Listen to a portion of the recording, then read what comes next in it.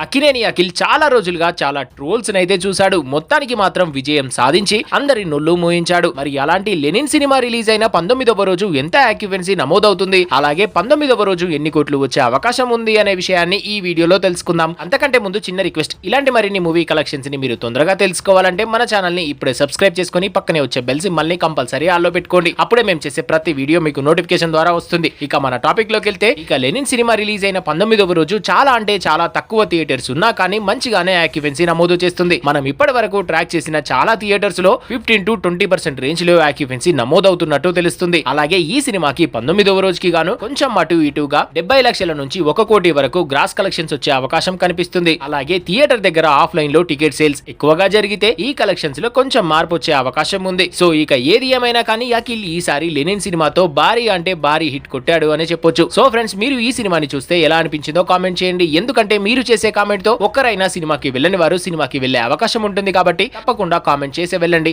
Thanks for watching.